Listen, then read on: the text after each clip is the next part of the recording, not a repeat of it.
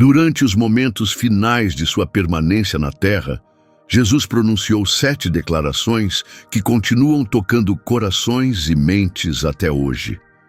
O que poderia inspirar alguém, em meio à dor agonizante da crucificação, a dizer palavras tão profundas e cheias de compaixão?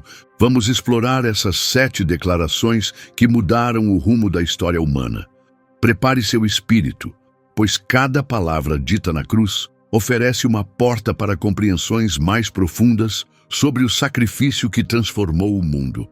Na primavera do ano 33 de Cristo, Jerusalém estava repleta de vida. As ruelas estreitas da cidade sagrada estavam cheias de peregrinos reunidos para celebrar a Páscoa, a festividade mais importante da tradição judaica. O ar da cidade estava carregado não apenas com o cheiro das especiarias do mercado, mas também com uma tensão palpável devido à ocupação romana. Nos dias que antecederam esse momento, Jesus havia entrado em Jerusalém, sendo aclamado por multidões que agitavam ramos de palmeira e gritavam: "Hosana!". No entanto, essas mesmas pessoas que o haviam saudado como rei, agora lhe viravam as costas, influenciadas pelos líderes religiosos que viam Jesus como uma ameaça à sua autoridade e ao sistema vigente. O Sinédrio, o conselho judaico mais alto, havia conspirado para matá-lo, e Pôncio Pilatos, o governador romano, cedeu à pressão da multidão. A crucificação era o método mais bárbaro e humilhante de execução do mundo antigo, reservado para os piores criminosos e escravos rebeldes. Esse espetáculo brutal tinha a intenção de servir como aviso, e os romanos haviam aperfeiçoado essa prática para prolongar a dor e atrasar a morte. O caminho conhecido como Via Dolorosa, que Jesus percorreu carregando a cruz, serpenteava pela cidade antiga. Cada passo sobre as pedras irregulares era uma tortura para alguém que havia sido severamente açoitado.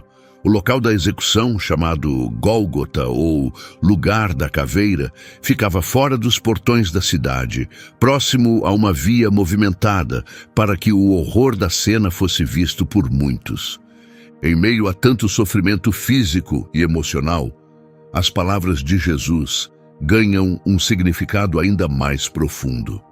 Cada frase era dita com um grande esforço, pois falar na cruz exigia que a pessoa se apoiasse nos pés pregados, o que aumentava a dor.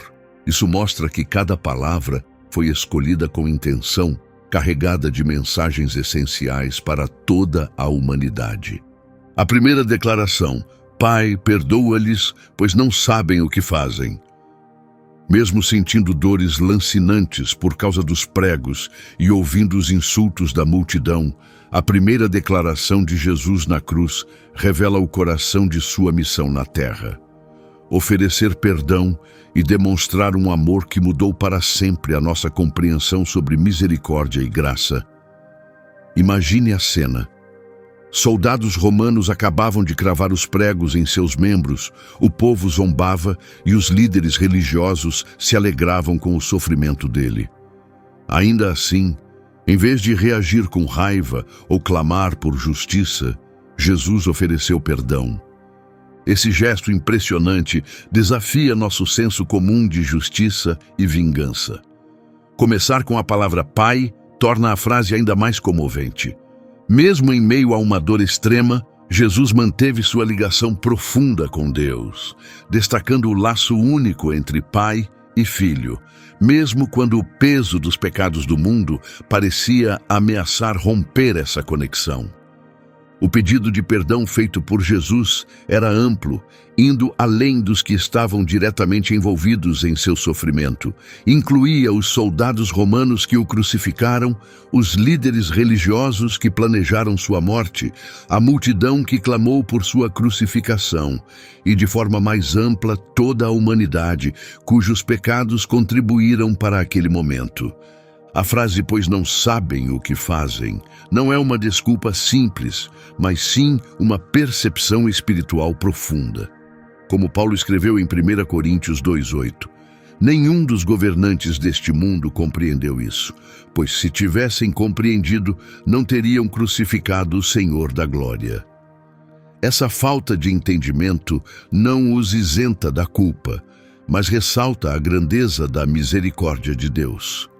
Essa primeira declaração estabelece um princípio fundamental para o cristianismo. O perdão é obrigatório e não depende do arrependimento de quem cometeu a ofensa.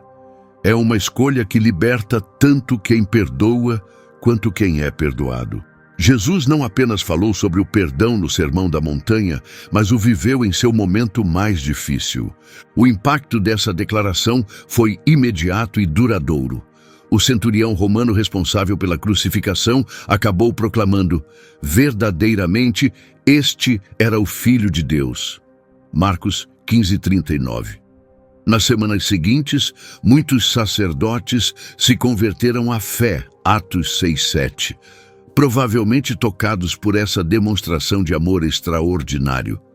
Além disso, essa declaração também cumpriu profecias do Antigo Testamento, especialmente Isaías 53:12, que afirma: pois foi contado entre os transgressores e levou sobre si o pecado de muitos. Num momento em que a humanidade demonstrava sua rejeição máxima a Deus, Jesus revelou o maior ato de amor, encarnando a essência paradoxal do Evangelho.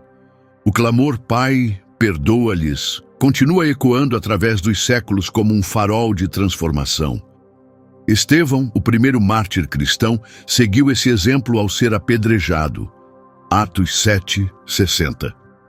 Muitos cristãos perseguidos encontraram força nessas palavras para perdoar os seus agressores. Hoje, essa mensagem fundamental ainda representa um desafio e uma promessa para nós. Desafia-nos a perdoar mesmo em situações que parecem imperdoáveis e assegura-nos que o perdão divino está disponível a todos, independentemente da gravidade de seus pecados. A segunda declaração: em verdade te digo, hoje estarás comigo no paraíso. Em meio à dor insuportável da crucificação, acontece um diálogo notável, um momento singular na história da salvação. Ao lado de Jesus, 2 ladrões também estavam sendo crucificados. No início, ambos o insultavam, porém algo extraordinário acontece com um deles. Como descrito em Lucas 23, 39-43, esse momento decisivo revela a percepção repentina de um dos criminosos sobre quem Jesus realmente era, indo além da dor física. Ele repreende o outro criminoso dizendo: você não teme a Deus, estando sob a mesma sentença? Nós estamos sendo punidos com justiça, pois estamos recebendo o que merecemos. Mas este homem não cometeu nenhum mal. Em seguida, ele dirige-se a Jesus com um pedido humilde: Senhor, lembra-te de mim quando entrares no teu reino. Jesus responde imediatamente e com firmeza: em verdade te digo, hoje estarás comigo no paraíso. Essa declaração revela verdades profundas sobre a graça, a redenção e a natureza de Deus. É importante notar que Jesus começa com "em verdade", do grego amém, uma afirmação solene que reforça a confiabilidade total de suas palavras. O ladrão arrependido não pede um lugar de honra ou um resgate imediato. Seu pedido é simplesmente para ser lembrado. No entanto, Jesus promete muito mais: presença imediata, comigo, certeza temporal, hoje, e um destino glorioso no paraíso. Essa resposta generosa ilustra lindamente a graça sem limites de Deus. A palavra paraíso tem raízes profundas na tradição judaica, remetendo ao jardim do Éden e simbolizando um estado de perfeita comunhão com Deus. Jesus não apenas promete a entrada nesse lugar de bem-aventurança, mas também sua própria companhia. A salvação vai além de um destino final. Ela é, acima de tudo, um relacionamento. Esse episódio desafia vários equívocos comuns sobre a salvação. Primeiro, mostra que ela não depende de boas obras ou rituais religiosos. O ladrão não teve tempo para batismo, penitência ou ações de caridade. Segundo, prova que nunca é tarde demais para um arrependimento genuíno. Terceiro, confirma que a salvação é um presente imediato e imerecido da graça divina. A fé demonstrada pelo ladrão arrependido é especialmente marcante. Em um momento em que até os discípulos haviam fugido e toda a esperança parecia perdida, ele reconheceu em Jesus não apenas um inocente sofredor, mas um rei, prestes a entrar em seu reino. Sua declaração de fé veio no momento mais improvável, quando Jesus estava sendo executado como um criminoso. Essa narrativa também nos revela a essência de uma verdadeira conversão. O ladrão exemplifica elementos cruciais: reconhecimento de sua culpa, confissão pública de Cristo, repreensão do pecado no outro e fé no poder redentor de Jesus. Sua transformação é um exemplo poderoso de arrependimento autêntico. A promessa de hoje é particularmente impactante. Ela nega a ideia de um período intermediário após a morte. Jesus garante ao ladrão arrependido a salvação imediata e a união com Deus, mostrando que a graça divina é instantânea e não requer nada além de uma fé sincera. Essa segunda declaração da cruz é uma fonte profunda de esperança para todos que se sentem além da redenção ou acham que já é tarde demais para serem salvos. Se um ladrão condenado pôde encontrar salvação em seus últimos momentos, então a graça divina está ao alcance de todos, sem exceção. A diferença marcante entre os dois criminosos crucificados ao lado de Jesus oferece um ensinamento profundo. Ambos viram o mesmo Cristo, ouviram suas palavras e sofreram dores semelhantes. Ainda assim, um zombou dele, enquanto o outro creu. A cruz de Cristo nos obriga a fazer uma escolha, representando um ponto decisivo na história da humanidade. A terceira palavra, mulher, eis aí o teu filho, eis aí a tua mãe. Num momento crucial da história da salvação, Jesus reserva um instante para um gesto profundamente comovente de afeto familiar. Voltando-se para sua mãe, Maria, e para João, o discípulo em quem confiava, ele pronuncia palavras que demonstram seu cuidado com os laços familiares, mesmo em meio à realização de sua missão divina. Mulher, eis aí o teu filho. E ao discípulo, ele diz, eis aí a tua mãe. João 19, 26 a 27. Maria, que havia acolhido a mensagem do anjo Gabriel 33 anos antes, agora estava aos pés da cruz, presenciando o cumprimento da profecia feita por Simeão. E uma espada transpassará a tua alma. Lucas 2:35. O coração daquela que guardava todas essas coisas, meditando-as no coração, agora se partia diante do sofrimento do filho crucificado. É significativo que Jesus se dirija a Maria, chamando-a de mulher e não de mãe. Isso não indica frieza, mas eleva o momento a um significado mais universal. Essa mesma forma de tratamento foi usada nas bodas de Caná, no início do ministério público de Jesus. Agora, na cruz, marca o ápice de sua missão redentora. João, conhecido nos evangelhos como o discípulo amado, recebe uma missão sagrada. A partir daquele instante, ele cuidaria de Maria como se fosse sua própria mãe. Esse encargo vai além do cuidado prático. Ele representa a formação de uma nova família espiritual, baseada não em sangue, mas na fé em Cristo. Essa terceira declaração de Jesus na cruz destaca traços fundamentais de seu coração compassivo. Mesmo carregando o peso dos pecados da humanidade e sofrendo dores extremas, ele demonstra preocupação concreta com os seus. Seu amor divino intensifica e não anula o valor do amor humano. Esse momento também reflete a essência do quinto mandamento: honra teu pai e tua mãe. Jesus, comprometido em cumprir perfeitamente a lei até o último instante, providencia a proteção e o cuidado futuro de sua mãe.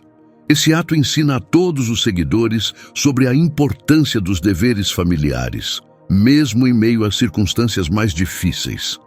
A presença de Maria e João, junto à cruz, em contraste com os outros discípulos que haviam fugido, assim como de outras mulheres fiéis mencionadas nos evangelhos, mostra que o verdadeiro amor permanece firme nas provações mais duras.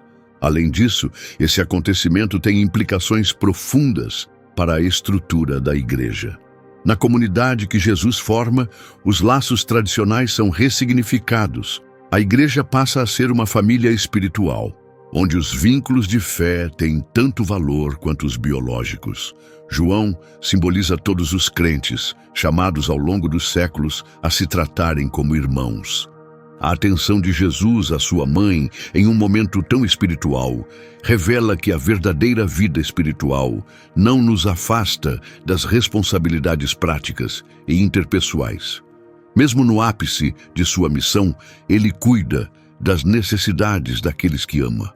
Maria, presenciando o sofrimento do filho, representa todos os que sofrem ao ver pessoas queridas em dor. A espada que atravessa sua alma é símbolo da angústia vivida por muitos ao longo das gerações. As palavras de Jesus trazem consolo e uma nova forma de enxergar o sofrimento. Para a igreja primitiva, esse momento teve grande significado. Maria tornou-se uma figura central na comunidade cristã nascente, como mencionado em Atos, onde aparece no cenáculo após a ascensão de Jesus. João, ao cumprir fielmente seu papel, se tornaria um canal essencial para preservar muitos detalhes da vida de Jesus, especialmente os que foram testemunhados por Maria. A quarta palavra, meu Deus, por que me abandonaste? Por volta da 6ª, uma escuridão incomum cobriu toda a terra. No meio dessa escuridão, ecoou o clamor mais doloroso da história. Eli, Eli, lema sabachthani. Meu Deus, por que me abandonaste? Mateus 27, 46. Essa quarta declaração nos leva ao momento mais profundo e enigmático da crucificação. Esse grito angustiado, falado em aramaico, faz referência ao Salmo 22, um salmo profético que descreve o sofrimento do Messias. Mais do que uma simples citação, expressa a dor intensa de Jesus ao experimentar uma separação jamais vivida do Pai. Essa frase nos permite vislumbrar a realidade espiritual do que ocorria na cruz. O Cordeiro de Deus estava assumindo sobre si os pecados do mundo. O sentimento de abandono não era ilusório, mas real, pois ele carregava a culpa da humanidade, sendo por um momento separado da perfeita comunhão com o Pai. Esse grito não é sinal de desespero sem esperança, mas sim uma expressão sincera da dor profunda que acompanha o sacrifício supremo. Ao mesmo tempo, Jesus reconhece Deus como meu Deus, mantendo um elo, mesmo diante do silêncio divino. Essa declaração revela a profundidade do preço pago pela redenção e nos convida a meditar sobre o alcance do amor divino que se entrega totalmente para salvar. O sentimento de abandono que Jesus experimentou foi profundo. Tendo existido eternamente em perfeita unidade com o Pai, ele agora enfrentava o terror da completa desolação. Como Paulo mais tarde explicaria, aquele que não conheceu pecado, Deus o fez pecado por nós. 2 Coríntios 5:21. É importante notar que Jesus continua se dirigindo a Deus como meu Deus, mesmo neste momento de imensa solidão. Sua fé permanece firme, apesar da escuridão que envolvia suas emoções. Essa postura serve como uma lição poderosa para todos os que atravessam períodos sombrios em sua vida espiritual. A pergunta por quê, nesse contexto, não sugere confusão nem dúvida. Jesus compreendia plenamente o propósito de seu sacrifício. Em vez disso, a pergunta revela a gravidade do momento. O Filho eternamente amado carregando o peso da ira de Deus contra os pecados da humanidade. Essa declaração nos oferece um entendimento profundo sobre o verdadeiro custo da nossa salvação. O isolamento que Jesus enfrentou reflete a desolação que nossos pecados merecem. Ao tomar o nosso lugar e suportar nosso castigo, Ele nos poupou da dor da separação eterna de Deus. Além disso, esse momento ressalta a profundidade do amor divino. O Pai, que antes havia declarado: "Este é o meu Filho amado, em quem me agrado", agora desvia o olhar, não por falta de amor, mas por amor profundo à humanidade perdida em seus pecados. Na cruz, justiça e misericórdia se encontram num ato decisivo de redenção. As 3 horas de escuridão que cobriram a terra simbolizam a importância cósmica desses acontecimentos. Aquela não foi uma execução comum, foi um confronto final entre o bem e o mal. Quando a luz do mundo foi envolvida em trevas, foi para nos libertar do domínio das trevas e nos conduzir à luz. Para os que lutam com sentimentos de abandono e solidão, há um consolo paradoxal nessas palavras. Jesus conhece intimamente essa dor. Ele desceu às profundezas do abandono para que nós nunca precisássemos enfrentar seu peso total. Além disso, o clamor de Jesus encoraja a expressão sincera da dor espiritual. Não somos obrigados a esconder nossas angústias atrás de uma aparência de espiritualidade. O exemplo de Jesus nos ensina que podemos ser completamente transparentes com Deus sobre nossas maiores aflições. Esse momento marcante representa o auge do sofrimento sacrificial de Cristo. O cálice que ele aceitou no Getsêmani agora é completamente consumido. Ele suporta toda a penalidade do pecado, o afastamento total de Deus, para possibilitar à humanidade a reconciliação com o Criador. Também ressalta o imenso valor da salvação. O abandono que Jesus enfrentou mostra quanto Deus valoriza a nossa redenção. Um sacrifício tão grande que custou a essência do próprio Deus jamais deve ser tratado com indiferença. A 5ª palavra: tenho sede. Em seguida, sabendo que tudo estava se cumprindo e para que se completassem as Escrituras, Jesus disse: tenho sede. João 19:28. Essa declaração breve, embora simples à primeira vista, carrega um significado profundo, tanto no aspecto físico quanto espiritual. Fisicamente, a sede de Jesus era uma realidade brutal do processo de crucificação. Após horas de sofrimento, grande perda de sangue e exposição ao sol escaldante, seu corpo estava severamente desidratado. Esse sofrimento havia sido previsto no Salmo 22:15. Minha força secou como um caco, e a língua se me apega ao céu da boca. Em resposta, os soldados lhe ofereceram vinagre numa esponja, cumprindo outra profecia. Por alimento me deram fel, e na minha sede me deram vinagre para beber. Salmo 69:21. O vinagre era uma bebida azeda comum entre os soldados romanos, diferente da mistura de vinho e mirra que Jesus havia recusado anteriormente. No entanto, além da desidratação física, essas palavras indicam uma sede ainda mais profunda. Jesus, que se apresentou como a fonte da água viva e convidou os sedentos a beberem dele, agora experimenta uma sede espiritual intensa. Era a sede por reconexão com o Pai, temporariamente rompida pelos pecados que ele carregava. Essa declaração também sublinha a plena humanidade de Jesus. Ele não apenas parecia humano, ele sentiu todas as limitações e necessidades do corpo humano. Como diz Hebreus 4:15, ele foi tentado em todas as coisas como nós, mas sem pecado. A sede de Jesus na cruz ecoa seu convite anterior: se alguém tem sede, venha a mim e beba. João 7:37. Agora, ele experimenta a sede mais extrema para que nós tenhamos acesso permanente à água da vida. Esse episódio também destaca a humildade incorporada por Cristo. Aquele que formou os mares e fez brotar água da rocha, agora depende de outros para um simples gole. Esse ato ilustra com clareza o esvaziamento de si mesmo, descrito em Filipenses 2. Quando Jesus declara sua sede, ecoa os ensinamentos que ele próprio transmitiu nas bem-aventuranças. Bem-aventurados os que têm fome e sede de justiça, pois serão saciados.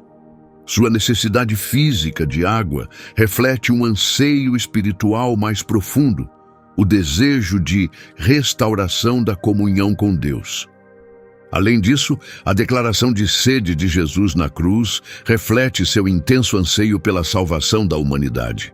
Seu desejo vai além da água material, buscando cumprir completamente sua missão redentora, como ele disse: "A minha comida é fazer a vontade daquele que me enviou e concluir a sua obra." João 4:34. Seu sofrimento nos proporciona a realização plena em Deus, como expressou Agostinho. Fizeste-nos para ti, Senhor, e o nosso coração está inquieto enquanto não repousa em ti.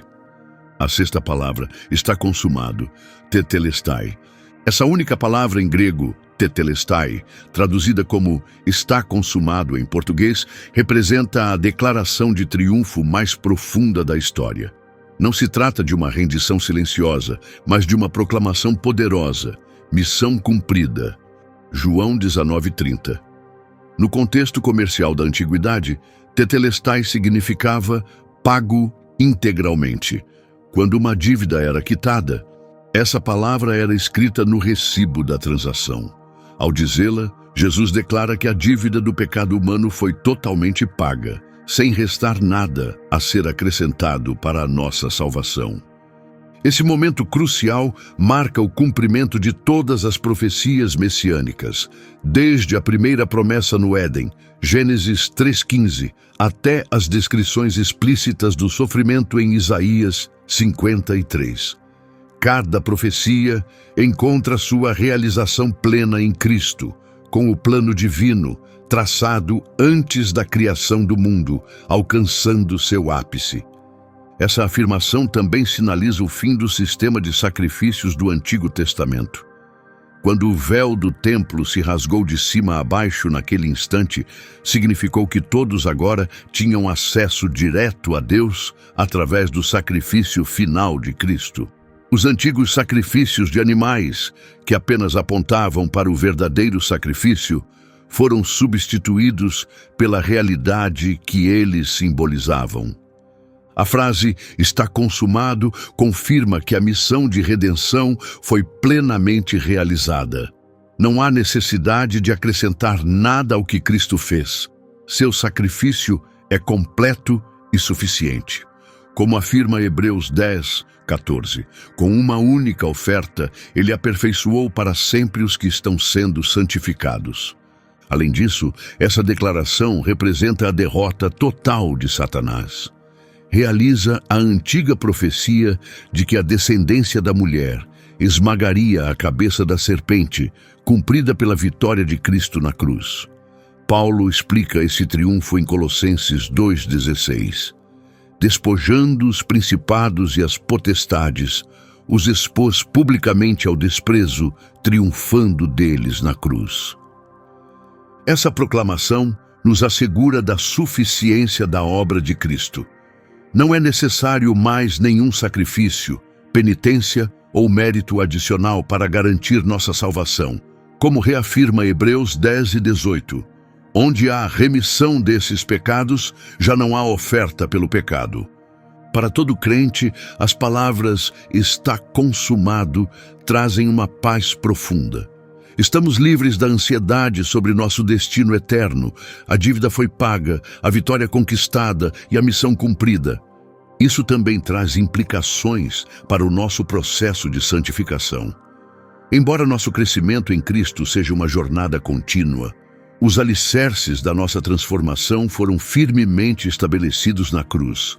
Agimos a partir de uma posição de vitória e não lutando para alcançá-la. O brado triunfante de Jesus ecoa através do tempo, lembrando-nos de que nossa maior força surge da nossa maior fraqueza. Em momentos de aparente derrota, podemos repetir as palavras de Paulo: mas graças a Deus que nos dá a vitória por meio de nosso Senhor Jesus Cristo.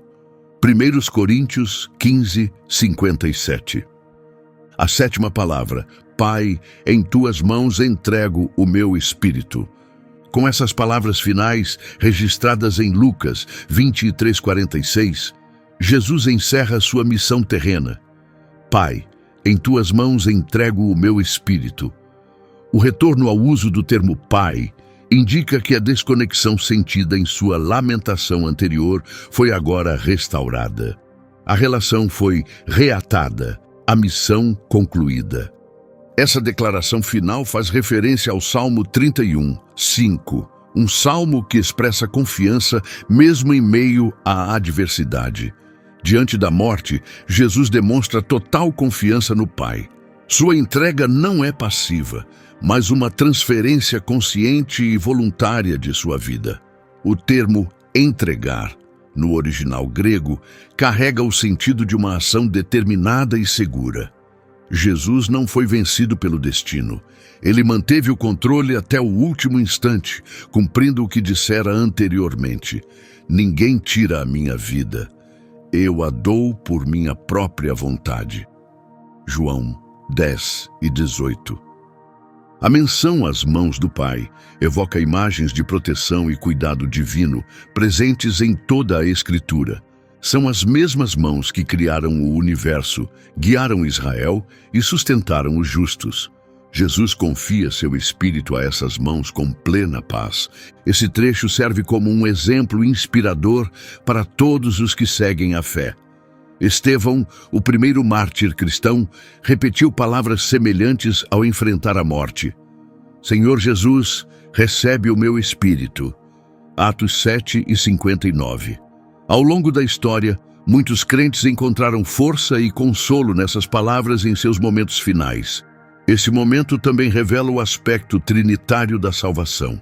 O Filho entrega-se voluntariamente ao Pai por meio do Espírito Eterno. Hebreus 9:14.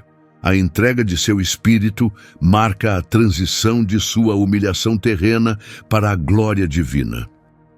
Paulo também refletiu sobre essa transformação ao dizer: humilhou-se a si mesmo, sendo obediente até a morte e morte de cruz.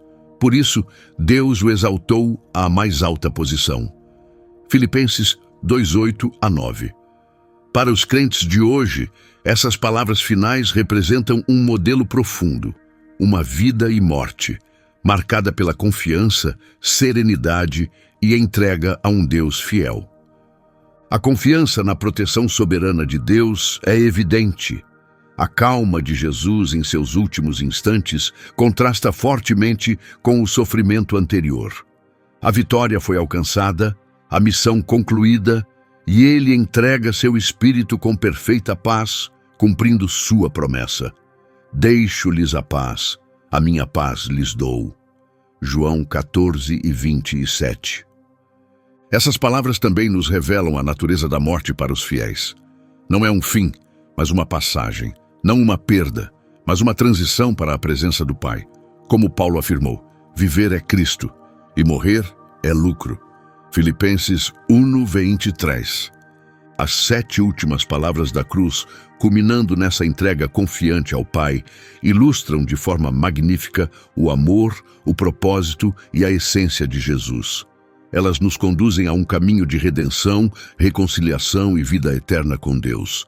As 7 palavras de Jesus na cruz formam uma harmonia profunda de amor divino, revelando em cada declaração aspectos distintos de sua missão de salvação e de sua importância eterna para a humanidade. Vamos refletir sobre como essas palavras se entrelaçam e continuam a ressoar em nossas vidas hoje.